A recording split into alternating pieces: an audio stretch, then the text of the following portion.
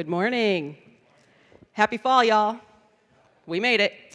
So there's a lot of programs starting up, a lot of them today even. Some of our kids programming, Cubbies is going on upstairs. We've got youth group tonight.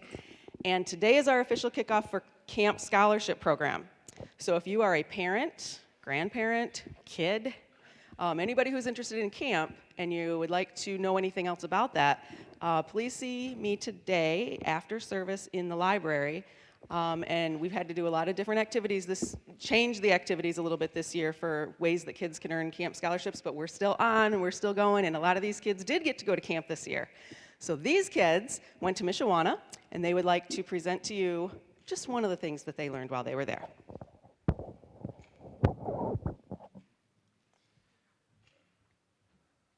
As for you, you were dead in your transgressions and sins, in which you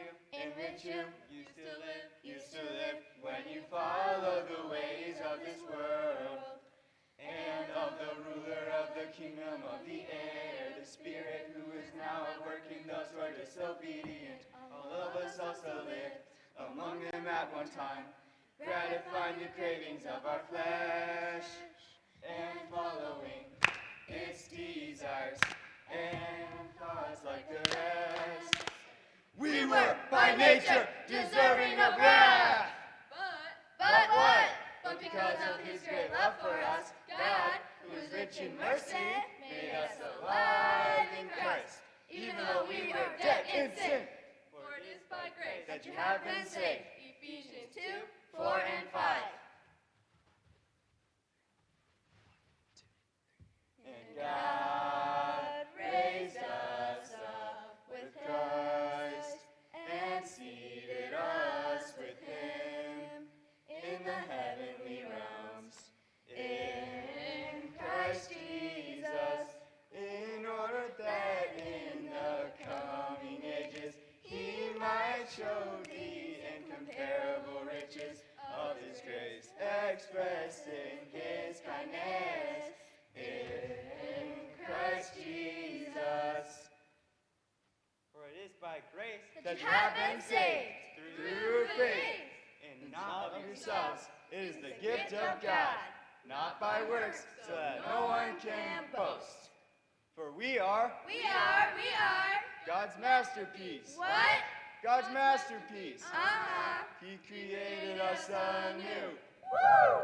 So in Christ Jesus we can do Woo! the good things he planned for us long ago. E210, girl. Amen.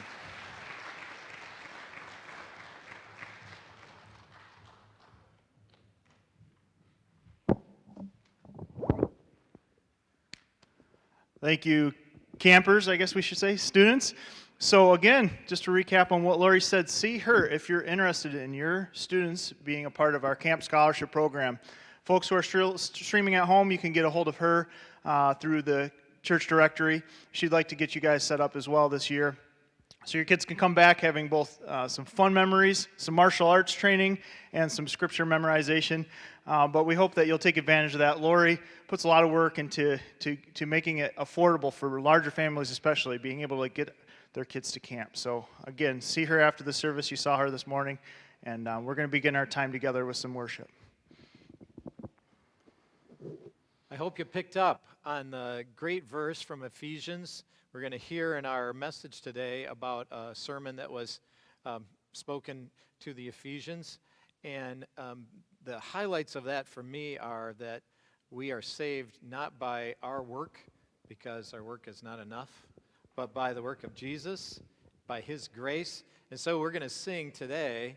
I'd like you to sing with us as we sing Every Move I Make, and we sing Waves of Mercy and Waves of Grace that have hit us. And as Paul said in another sermon, he said, in him, that is in God, we have our being.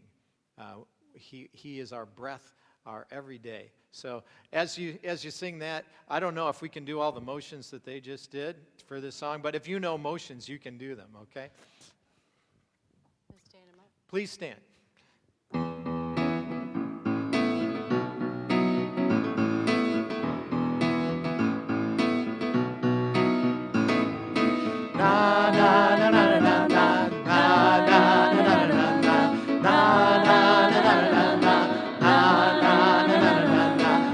Every move I make in you. You make me move, Jesus. Every breath I take in you. Every step I take in you.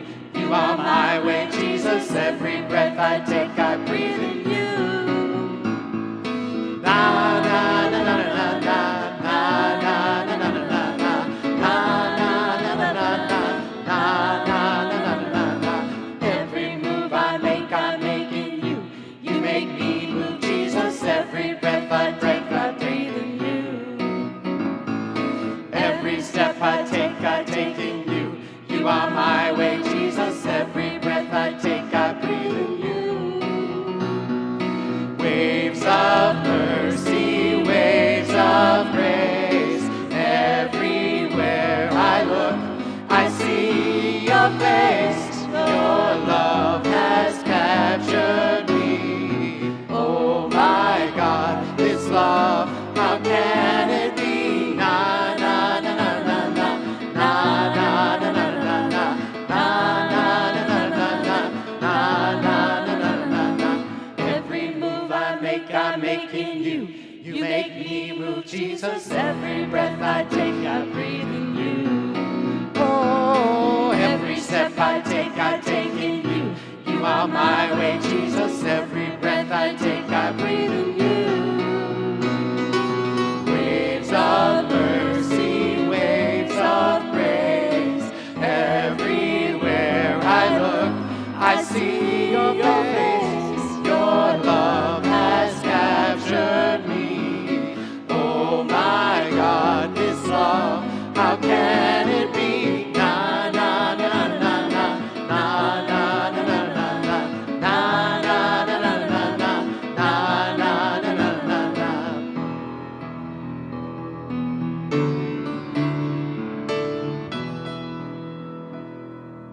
I thought they were going to do more. You may be seated.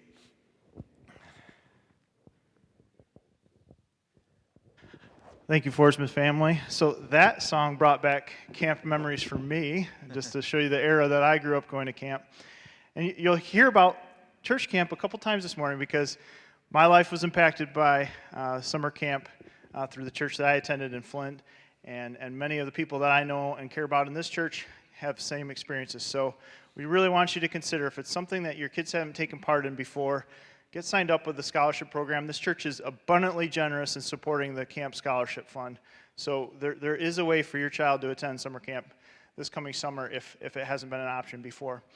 But as we get started this morning, I'd like to begin in a word of prayer and then just update you on a couple things that are, as Lori mentioned, kicking off this week as we are clearly in a state of fall now. And that means things are reopening here at First Baptist. So let's pray and we'll start our morning that way.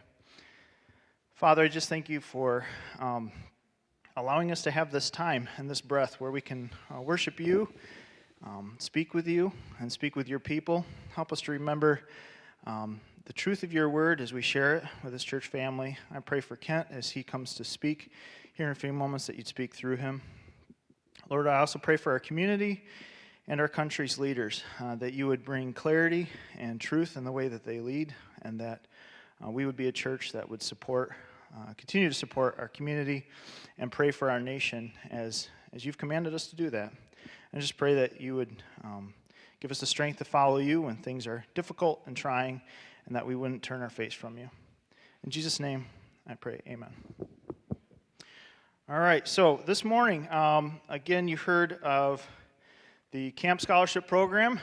So eventually it's going to be sunny and nice outside, and kids are going to want to play in the water again. So we want to make sure that you connect with Lori and get signed up for that program. Also, another thing that's starting this morning, or available this morning, is Awana books are in. So see Carlene Bittner here up in Hebrews Cafe after the service. If you don't connect with Carlene this morning to get the books that you ordered, we'll get them to you next week. But we want you to be able to take part in that. So if you've signed up to take and go through Awana with your children at home this season, get a hold of Carlene Bittner. She has the books that you ordered in. So we're grateful for her organizing that for us and running that. But make sure you connect with her so you can get the materials for that. Also, Cubbies is starting upstairs this morning with Diane and Beth. Yeah, you can clap, Linda. Amen. even if you don't have 3-year-olds to kindergartners, you should probably peek into that classroom at some point in the coming weeks. They've done an amazing job. They're incredibly creative, setting that up to begin welcoming our children back. So that's exciting to have those kids provided for. And we hope that that aids families in coming back and being able to better take part in the church service here. But yeah, if you haven't signed up, there are yellow forms at the registration desk where Sherry Cooley is up in the lobby, and she'd love to help you get signed up so that your kids can participate in that. Other classes will be opening in kind of a progressive fashion this fall. And then here's a better, more organized picture of all of the things that you guys generously donated for the Allegan Medical Care community. And we just want to thank you all for bringing in some amazing things to bless those residents. As you can see, we got a pretty good proportion of everything that we've asked for you to bring in. So there's, in addition to the gift bags that Robin and Melissa have been busily packing, there are going to be K-cups going to the staff break rooms there so that they can get a note and a fresh cup of coffee from First Baptist Church telling them we love them and we're thankful for the care that they're giving to our vulnerable citizens in this season particularly. So continue to pray for that facility as we send these gifts to them, that people will be encouraged and know that they're loved by this church and many others. And just thank you on behalf of the church staff and office for your generosity in giving those things. It was pretty amazing to see that piling up, taking over Melissa's office in the coming weeks. So I'm sure she's glad to have some floor space back, but we're thankful for your generosity on that. And then the best news, up until our preaching anyways, the best news that I could share with you this morning is that we have a new church family member. Sadie Mae Wesseldike joined the Wesseldike family on 9/20/2020. She's 6 pounds and 8 ounces, and we're just excited to be able to welcome her and the Wesseldikes here as a family. And we have a flower and a New Testament for Sadie and Jason and Tara. But if you see them after the service or throughout the week, make sure you congratulate them on their new beautiful bundle of joy. That's a part of their family. Yep. I was looking to see if they're here this morning, but I can't see it. Oh, yep, in the back. So make sure you say hello and congratulations on your way out. Thank you for sharing the beautiful picture with us. Also, if you would like to give to support the ministry here at First Baptist, we're still not passing plates because we're taking some precautions this season, but there is a giving box in the back on the table as you leave, and then options for online giving are still available. We just thank you for supporting both through your financial gifts and the gifts for the Allegan Medical Care community, ways we can minister in our community, especially in the season where we need to be a light for the truth of the gospel. Thank you for this time this morning, and we're going to continue to worship as we get closer to Kent's message. As we get ready to sing one more time before the message, I want to remind us that we live in a land where we have a government, but we are citizens of another country. We're citizens where there's a king who's a good king who gave everything for us. And that king brings light into our darkness, whether it's a lonely darkness or a corporate big darkness. He brings light into that. So as we sing this song, I want you to think about that. Think about how Jesus came as the light of the world. Will you stand?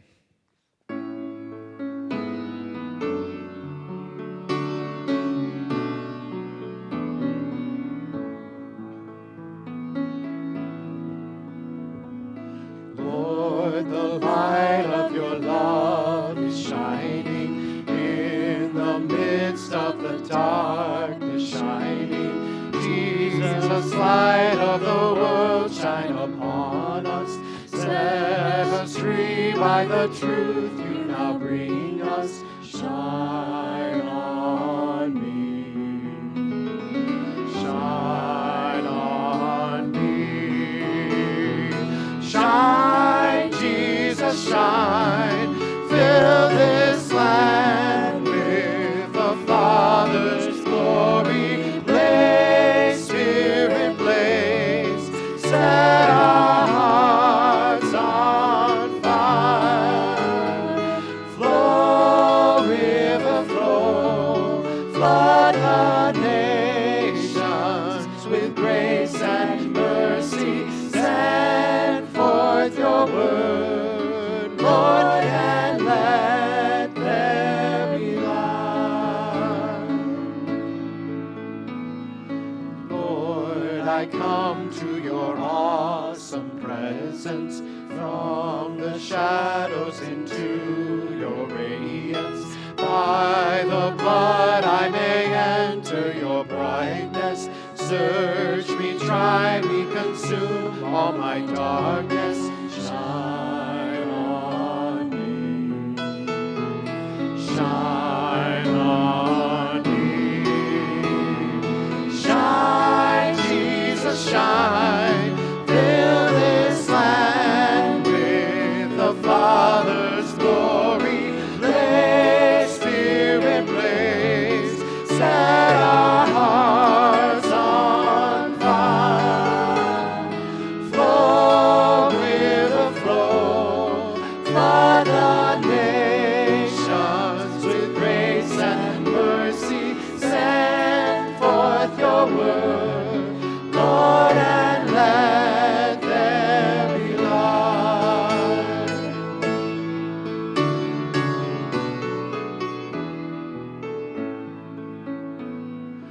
As we gaze on your kingly brightness, so our faces display your likeness, ever changing from glory to glory. Mirrored here, may our lives tell your story.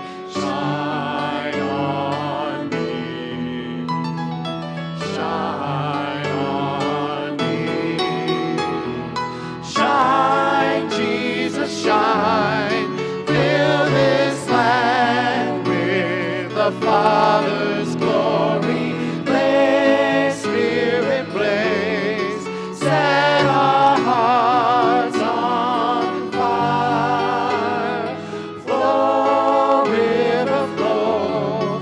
Flood the nations with grace and mercy. Send forth your word, Lord, and let there be light. Shine, Jesus, shine. Fill this land with the Father's glory. Blaze, Spirit, blaze. Set our hearts on fire. Flow, river, flow. Flood the nations with grace and mercy. Send forth your word, Lord, and let there be light. Amen. You may be seated.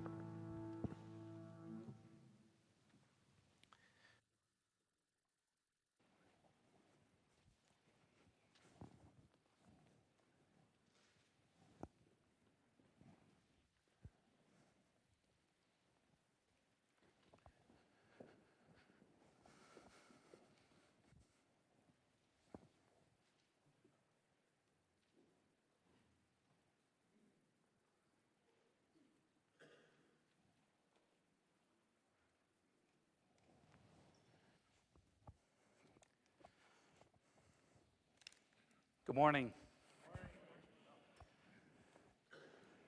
Well, keeping with the camp theme this morning, they decided to have an old camp speaker come and talk to you. 20 years of speaking up at Lake Ann Baptist Camp and working in the youth ministry here, it really was a throwback Sunday for me to sing the camp songs. And I think it's so apropos, it ties beautifully in with our message today. Because in addition to this, as Lori has pointed out, this is our first days of fall. And we're going to be talking about someone who fell. As we look at Acts 20, and if you turn in your scriptures there, that will be spending the focus of our day this morning in that passage. So let's start with prayer, and then we'll see what the Lord has for us this morning. Heavenly Father, it is a joy to be together with brothers and sisters in Christ that are seeking and desiring to know more of you. Thank you, Lord, for Ken and his family who have led us in worship and drawn us to you. Drawn us into fellowship with one another as we sing praises to an audience of one. We recognize, Lord Jesus, that you are the King of Kings and Lord of Lords. And as Ken so aptly said, we serve this King. in this nation that gives us the freedom to do so. So, Father, we pray for those that lead us, that set policy and law, and we walk, Lord, in a desire to see your life shown through in all of our actions and attitudes.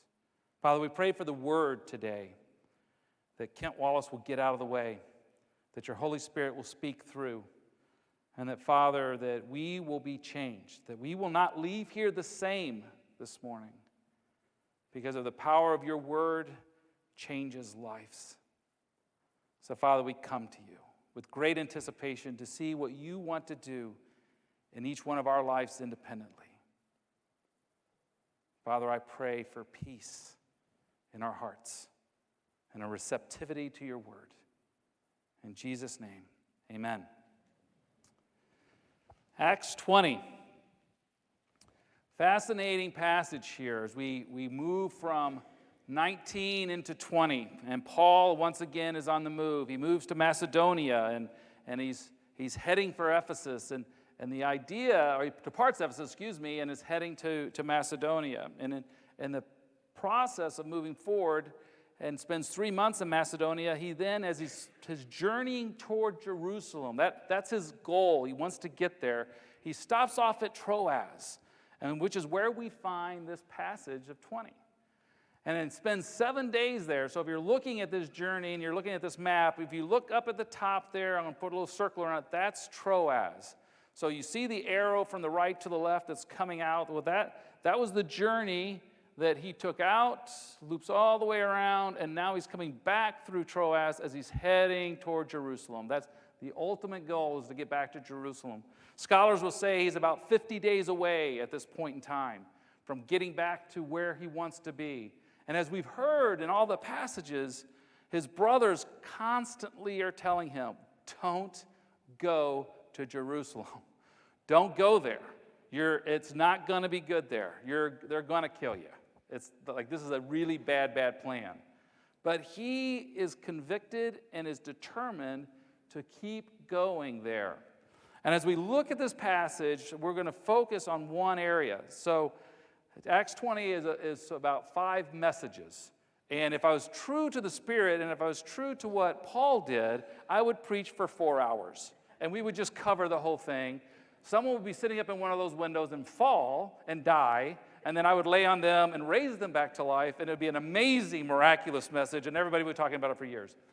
We're not going to do that. We're just going to focus on the story of somebody falling out of the window.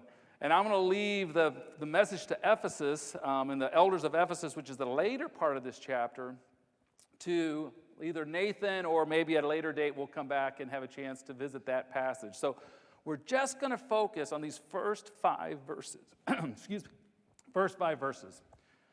I'm not emotional, just got choked up there. So we're going to focus on 7 through 12. On the first day of the week, when we were gathered together to break bread, Paul talked with them, intending to depart on the next day, and he prolonged his speech until midnight. So we have to understand what's going on. The first day of the week in the tradition, this is actually, many people point to this verse as saying this is when we established the Lord's Day as being Sunday. Because in the calendar then, as was Sunday, was the first day of the week. That's when you went back to work after the Sabbath, which was Saturday. So Saturday is the Sabbath. Sunday, everybody goes back to work. So the tradition of church then was not in the morning, as we do now, but it was actually in the evening. So Sunday, first day of the work week, everybody went to work. Slaves, laborers, everybody worked on Sunday. You worked all day long. And then that evening, you gathered on the Lord's Day in the evening to break bread, to worship, to pray. That was their Sunday service. So Sunday night service, which we just really kind of recently abandoned in the Baptist tradition, it was really the service forever, for 2,000 years. That was Sunday night. Sunday night service was the main service. So you can understand, you've been working all day. This is in the Middle East. This is when it's warm to be working all day. You're hot, you're sweating, you're working all day long. And then what you get to do is go to night church. Like my 7 boys would be like, night church. And it'd be, yep, we got to do night church. And I'd be passing out the scrolls and the parchment crayons, which are charcoal, and say, draw pictures of Jesus, and trying to keep them quiet. And it was the first day of the work week, and the tradition would be to hold worship on that night and communion as well. So you'd have a communion service, you'd have a worship service. So you'd be eating food and consuming and worshiping, and then the preacher would get up to preach. And my young children would be like, yay. But then we have a guest speaker who's traveling through, known as the Apostle Paul. And so everybody, after 7 days of listening to him teach and praise, this is it. This is the last day. He's leaving tomorrow. So you can imagine this building of a 3-story building. It's crowded, and they're gathered together, and they're hanging on every word. They cannot get enough of what he's sharing, of the truth of Jesus Christ. So some of us put this tradition of going, well, this is it. So now the new Sabbath is Sunday. Sunday's the new Sabbath. But that's not true. There's only one Sabbath, and that's Saturday in the tradition of the Jewish tradition. But it is not a holy day. So if you go to church on Sunday, if you go to church on Saturday night, if your worship happens to be Friday, that is okay. As a matter of fact, Paul points to this in Romans 14:5. One person esteems one day as better than another, while another esteems all days alike. Each one should be fully convinced in his own mind. So it's not a religious, legalistic idea that Sunday's the day to worship. That was not what was been established. The established is we should worship the Lord. Matter of fact, as Christians, believers in Christ, every day we should be worshiping the Lord, living out a life of worship every day of our life. So it wasn't a setting aside of a new day to be the new Sabbath day. It was just recognition that we should worship God. And we should be doing it every day. And as the fellowship of the saints come together, pick a day that you do this together. The tradition of First Baptist Church is we do this Sunday morning. But don't get caught into a legalistic understanding that you have to do it this morning. You can worship God whenever. And when the saints are gathered, we worship. So let's move on. There were many lamps in the upper room where we were gathered, and a young man named Eutychus, sitting at the window, sank into a deep sleep as Paul talked still longer. So it's interesting because Eutychus literally means lucky one or fortunate. Well, today, initially, not so fortunate. He was probably somewhere between the ages of 10 or 14, and like I said, if you can imagine in the room, I get the feeling that maybe he's probably started out at Paul's feet. You know, and he's listening, he's teaching, and hour 1 goes by, and hour 2 goes by, and he's starting to nod off, and his dad flips him on the ear and goes, get by the window. Get some air. You know, the lamps are burning, it's getting warm, you're getting tired, and he's like, stop it, stop nodding off, get over there. So he goes over to the window, and initially he stands by the window, and eventually that's not enough air, so he climbs up into the window, and now he's sitting in the window, and goes, oh, this is better. This is better. And then hour 3 goes by, and hour 4 goes by, and what happens? And being overcome by sleep, he fell down from the 3rd story and was taken up dead. So literally tumbles out of the building and hits the pavement below. Kills him. He falls 3 stories. That's approximately 30 feet. So if you imagine being at the top of this building and falling down, that's about how far he would be falling. Eutychus is dead. He's not sleeping. He didn't just hit the ground and take a nap. Luke is a doctor. One thing that we do know back then is when somebody is dead or alive. We may not know how to cure measles, but we were able as doctors to figure out if they were alive or dead. And Luke, the doctor who's writing this, says he's dead. He's a dead man. This young boy is dead, which then points to the miracle. But Paul went down and bent over him, and taking him in his arms said, do not be alarmed, for this life is still in him. In other words, the miracle literally points to our message today. Eutychus falls, he hits the ground, he dies, Paul runs, and this verse literally in the Greek is more than just bends over him. He literally throws his body on top of him. He lays on top, he prostrates himself and lays down on top of him. Is what the Greek is really saying here. He's saying he threw himself on him Because you can imagine how Paul felt. I know how I would feel if one of you fell out of your chair right now in the middle of my preaching. You know how I know how you'd feel? Because that happened to me in this church, downtown, right after I got saved. One Sunday night, I think it was Sunday night, or was it Sunday morning? It was Sunday morning. I wasn't feeling really great, and I was in the second row, and I passed out. Fell over like a tree, right into Joni's lap, if I remember right. I think he was sitting next to me. And good old Brad Powell, like, is there a doctor in the house? Fortunately, John Wallstrom came up and says, he's not dead, which was good. Kevin Brenner had just met me, and he came down to help and literally like met me and then thought, oh my word, now he's dead. Like, this is a bad day, you know? But fortunately, I was fortunate, even though that's not what my name meant. But and also as well, Eutychus is fortunate. Because Paul lays down upon him and brings him back to life. So what do we understand from this? You look at what Eutychus did. He was close to Paul. In my picture in my head, it may not have been. He may have always been in the back of the room. But at some point in time, I do get the feeling he moved to the window. And he moved away from the word. He climbed up in the window to get a little farther away, get a little fresh air, and yet now that he's separated and apart, he loses consciousness and he falls and dies. You know, it's such a picture of what happens to us when we stray. You know, at first, we're in the fellowship, we're in the body. We hold close to those that we believe and believe like we believe. But then maybe something happens. Maybe we have a disagreement with somebody and things get a little hot. We get a little frustrated. And we start to pull away. And we move to the edge of the body. And eventually we move to the outside. And what happens spiritually to us is death. We fall away. And I think Paul is pointing toward this as Nathan has taught us so well, that the miracles point to the message. That when you move to the outside, when you move away from the center, when you move away from the body, you put yourself in a vulnerable position and you're apt to fall. We recognize we have fallen, we are sinners.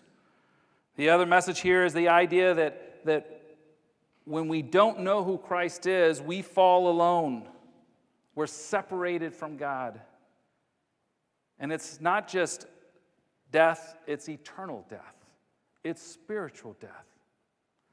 That we recognize that we have a need for salvation because without what Jesus Christ did for us, then we are eternally separated. That Christ comes to us and meets us where we are. You know, that if we know who Christ is, then we know where to go when we start to pull away. If you don't know who Christ is and you're hearing this message for the first time, is to understand He knows who you are. He knows your need. He comes to you before you even know it. The fascinating thing about this is Eutychus is dead. He can't even cry out for help. He can't even say, Paul, save me. He's done. It's over. Well, that's where we all are before we meet Jesus Christ, our Savior. We're lost. We're dead. We're completely removed from the opportunity of eternal life. But Christ comes to us before we even know it. And if that's you this morning, you're hearing this message and you didn't even know you needed it. Because you're a listener to these words as a dead man walking. Because you don't know the eternal hope that comes through Jesus Christ. You came and you're listening to the message and you're thinking, I'm good. My life's pretty good. I'm pretty happy where things are at. You know, that was me. I was attending church at First Baptist Church, 24 years old, because it was good for my family. I've been raised in a different type of church that really didn't teach a personal relationship with Jesus Christ. So I felt good. I felt I got enough of Jesus. Gets me through the day. It's a good business proposition. I like Christian people. This works for me. But Christ said, Kent, that's not a relationship with me. That's a business transaction. And when I heard the message of the robber and the cross and what it understood to surrender my will to Jesus Christ, I realized that's all that I had not done. That I needed to die to self. Much like Eutychus had to die before he could be raised again. I realized for the first time that my religion was not going to get me into heaven. That it required a personal relationship with Jesus Christ, which meant the relationship I had with Kent had to die. That my understanding of what the gospel was had to die. Because my understanding was a good business relationship, a good transition. I want some Jesus, not too much. I didn't want to be one of those weird Jesus freaks, Bible thumpers that walk around talking about Jesus all the time. Now I am. Because I realized for the first time in my life that night, Wednesday, 1987, in downtown First Baptist Church, that I wasn't saved because Jesus Christ was not Lord of my life. And then when I died to self, I was raised in Christ, and for the first time I understood what a personal relationship with Jesus Christ meant. Christ laid down his life for me before I even knew I needed it. Paul threw himself prostrate upon Eutychus, even though Eutychus couldn't speak for himself, and raised him from the dead. That's the picture. He did for us what we didn't even know we needed. Christ laid down his life for us, and Christ gives us what we neither asked for nor knew we needed. He meets us where we're at. If you're a believer in Jesus Christ and you've had a rough go, COVID hasn't been great, by the way, for a lot of people. It's created isolation. It's created loneliness. It's created a pulling away. As men are oftentimes known for what they do. We feel vital. We feel important. We feel valued by our contribution of what we can do by working. There's many that can't work right now, that are waiting to get back to work or just starting to get back to work. And so their value and worth oftentimes gets wrapped up in what they do, and they feel valueless. And maybe it's caused a drift. Maybe it's caused a questioning of God going, what worth am I? What value am I? If I can't do something for my family, if I can't provide for my family, then what worth am I? And we've drifted away from understanding how Christ sees us and the fact that he loves us for who we are, not for what we do. Just as you are. That you have all the worth and value you ever are going to have from the moment of conception. You can't do anything to earn more. You can't do anything to take any away. From the moment of conception, God looked down at you and says, you're just the way I wanted you to be.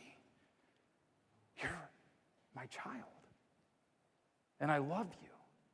I think the miracle understanding of really appreciating who we are as God's creation is it doesn't matter if you choose to accept Christ as your Savior or not.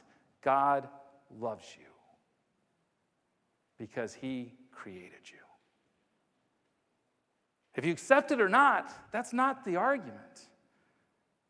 The argument is he loves you because you're his creation. He made you. Salvation is recognizing it and accepting the gift of eternal life with him through the death of his son. That's salvation. Restoration is realizing, like Eutychus, I've pulled away. I've climbed into the window. I'm looking for air, and I've fallen from his grace. But he has not abandoned you. He is drawing you back. He wants you back in fellowship. He's weeping over the loss of you.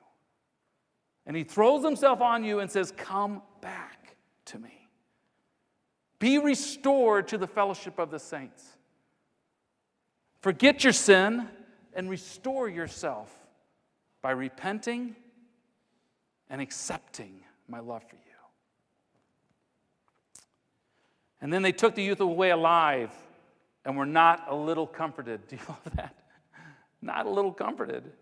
My kid just fell 3 stories and died. I'm more than a little comforted.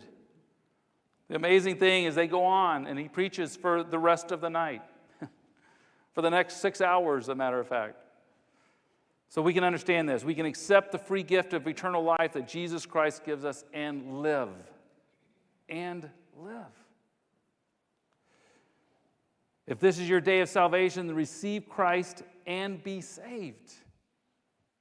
And be saved. If you have fallen away, then repent and be restored. See, just like Eutychus had lost his life because he had moved away, Paul had brought him back and laid down his life and restored him as a picture of what Christ does for us. So it doesn't matter how far away you've turned. It doesn't matter how far you've fallen. Christ is asking you to come back. And if you've never known him, if you've never accepted him, then it's a simple understanding. It's the recognition that I am a sinner, that I can't get to heaven on my own, that I am not God, but somebody else is, named God the Father, who gave his Son called Jesus Christ, who uses the Holy Spirit to draw me to him. So it's recognition that I'm a sinner and then saying, I repent. I turn away from my sin and accept Christ's sacrifice completely. That his blood covered my sin that ever happened, that ever is happening, or ever will happen. And I have the opportunity for eternal life by accepting him as my Lord and Savior. And I think that's key. It's not just Savior. Oh, trusted Jesus as my Savior when I was 8. Phew, got fire insurance, I'm not going to hell. But I live for me every day of my life. That's not salvation. Salvation is I've accepted Jesus Christ as my Lord and Savior, and I worship him every day of my life. It's not a Sunday experience. Worship is an everyday experience. It's living my life to bring glory to his name because of what he did for me. Modern day parable, there's two young men walking down the road, best friends. And they're strolling along as they're going along, and a car comes flying around the corner out of control. As the car comes around, one of the friends recognizes he has a moment to decide. He either jumps out of the oncoming car or he pushes his friend. And in a moment, without even thinking, with total love and compassion, he shoves his friend out of the way, and his life is lost to the car. The friend rolls in the grass, he stands up and realizes in that moment his friend gave his life for him. What does he do now? What does he do with the sacrifice his friend just made for him? Does he curse his name? Does he forget it ever happened? Does he live a life that demonstrates that you kind of wonder that what value there really is? Or does he spend the rest of his life in total joy and appreciation of the fact that somebody died so he could live? That's what Christ did for us. He died so you could live.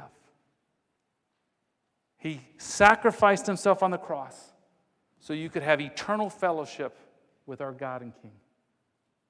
He died so you could live. Lordship is recognition of that sacrifice. Now what? What are you to do? Where are you today? As you came in today, this week, the busyness, the schedule may have been pouring in on you. And I pray that our worship and our praise has drawn you to him. I pray that Eutychus' example of falling away has decided to make you draw closer into him. So now you decide what you need to do. Let's pray. Heavenly Father, we come to you this morning in awe of the fact that you would die for us, that you would surrender all so that we could be restored and lived. Father, if there's somebody here this morning that's hearing this voice and hearing this message and realize at this point in time that they have never accepted you as Lord and Savior and desire to pray that prayer right now with me, would you just have them look up at me right now? Just lift your eyes and make eye contact with me, and I will pray with you. If there's anybody here, if I nod at you, just nod back at me. I see you. Okay. Anybody else says, I just want to pray. Would you pray with me, Kent, that I would accept Jesus Christ not just as Savior, but as Lord. Anybody else? Okay. See your hand. Anybody else? Yeah. See your hand. Anybody else? That's probably better. The light's a little weird. Raise your hand. Okay. See your hand. Yep. Anybody else that wants me to pray with them? Okay. Pray this prayer. Heavenly Father, in your mind, just repeat after me. I recognize that I am a sinner. Father, I recognize that I can't do this on my own. And Father, I want to accept Jesus Christ as my Savior and Lord of my life. So Father, this moment I surrender to you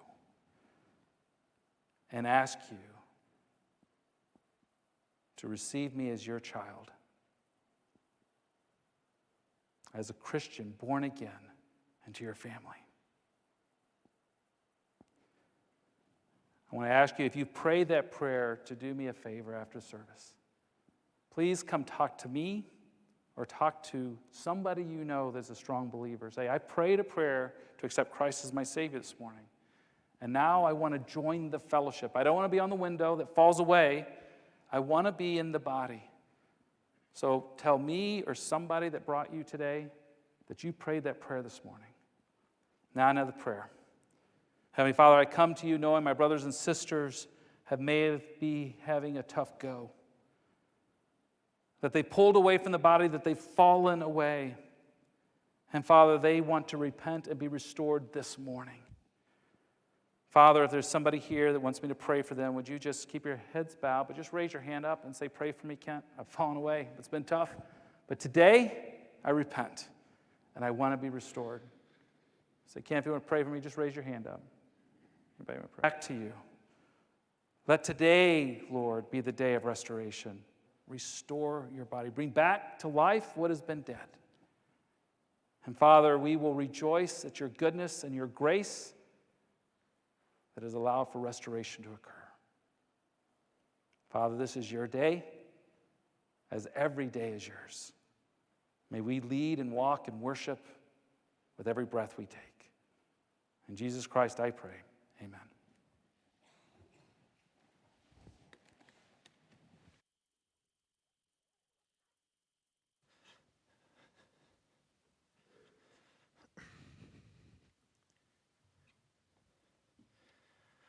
Paul wrote to the Philippians from jail saying, rejoice in the Lord always.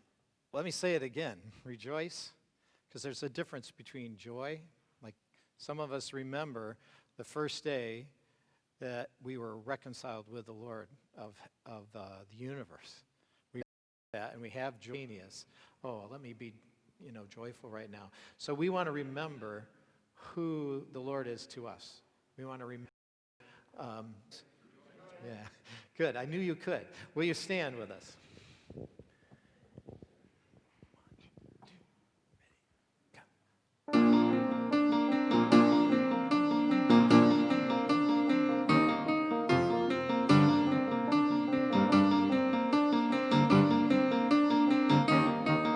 Rejoice, the Lord is King, your Lord and King adore. Rejoice, give thanks and sing and triumph evermore. Lift up your hearts, lift up your voice, rejoice again, I say rejoice.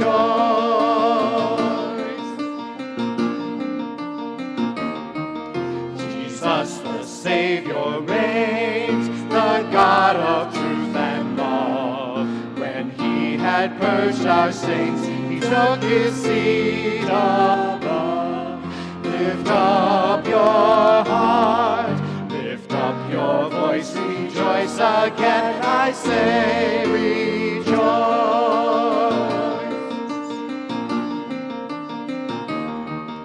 His kingdom cannot fail, he rules o'er earth and heaven. The keys of death and hell are to our Jesus given. Lift up your heart. Lift up your voice, rejoice again, I say, rejoice.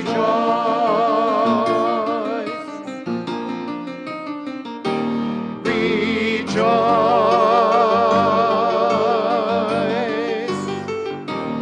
Rejoice.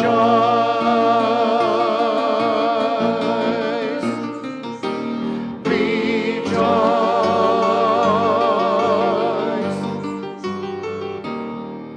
Rejoice in glorious hope. Our Lord the Judge shall come and take his servants up to their eternal home. Lift up your heart, lift up your voice, rejoice again, I say, rejoice. Lift up your heart, lift up your voice, rejoice again, I say, rejoice.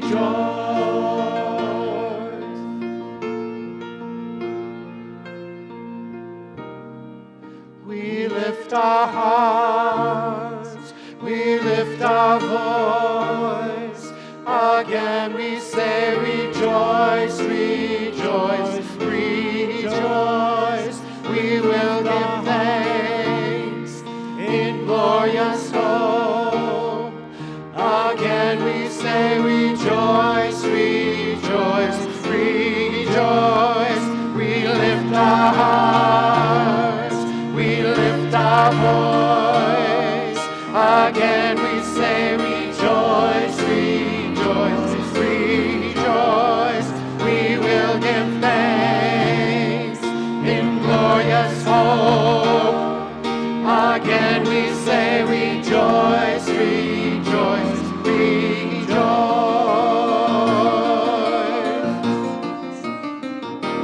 Rejoice.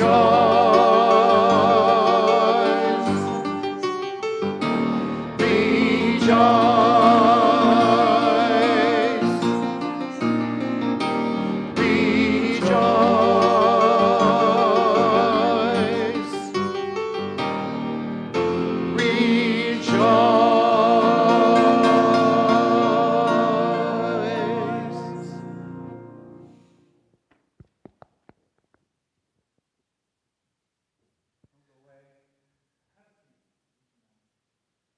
In your bulletin, we have a tradition here that allows you, if you pull that out, there's a card on the bottom.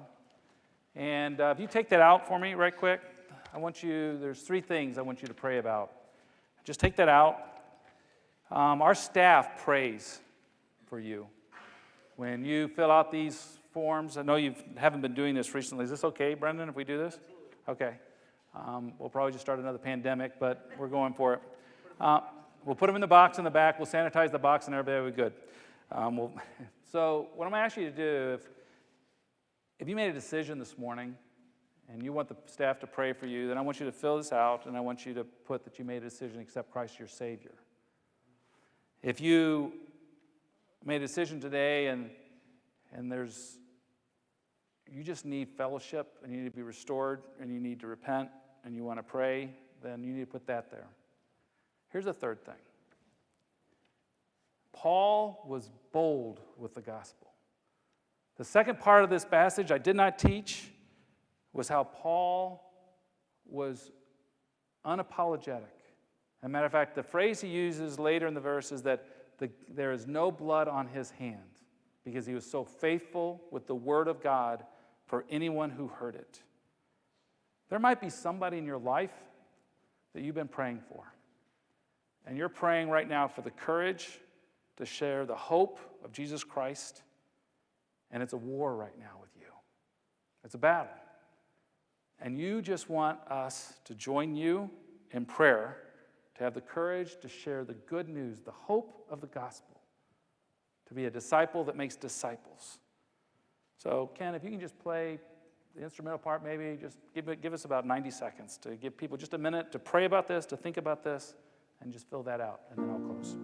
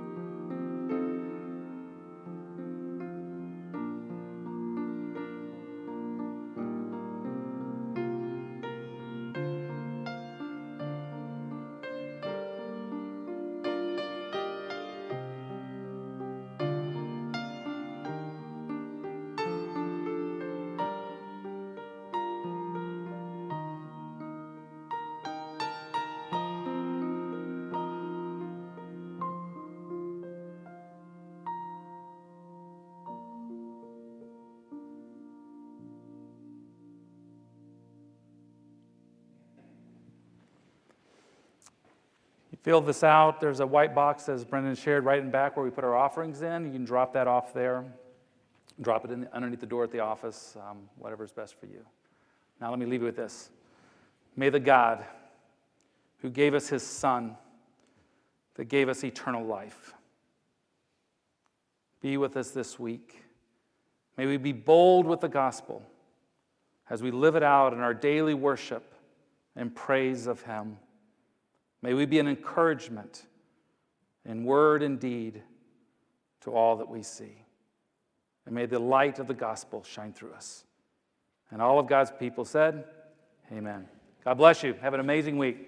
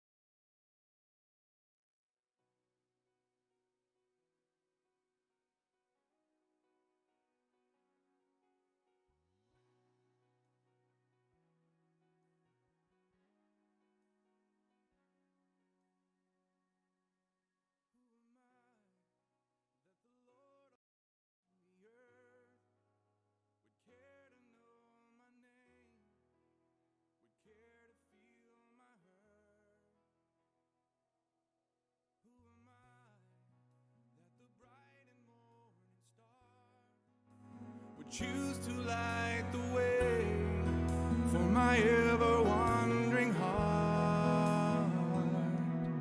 Not because of who I am, but because of what you've done. Not because of what I've done, but because of who you are. I am a flower quickly fading, here today and gone tomorrow, a wave tossed in the ocean, vapor in the wind. Still you hear me when I'm calling. Lord, you catch me when I'm falling, and you've told me who I am. I am yours. I am yours.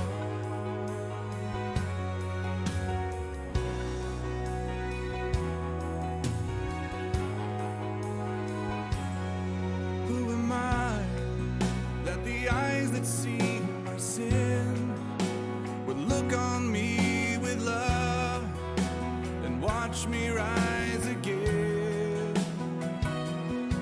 Who am I that the voice that calmed the sea would call out through the rain and calm the storm in me?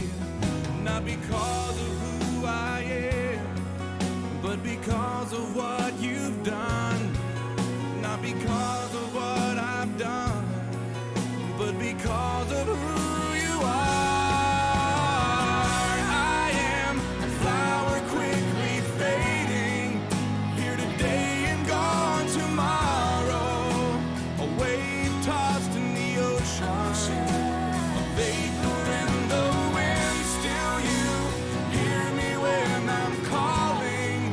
Lord, you catch me when I'm falling, and you told me who I am. I am yours.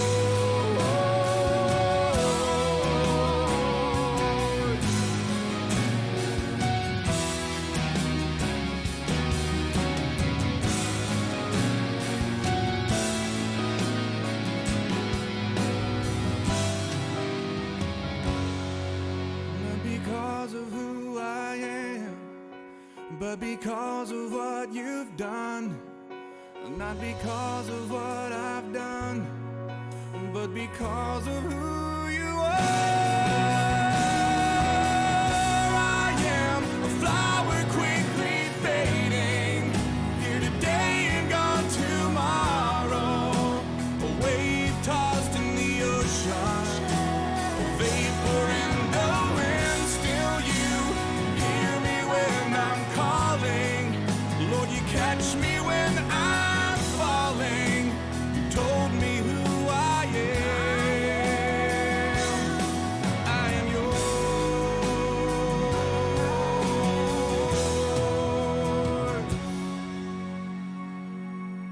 I am yours. I am yours.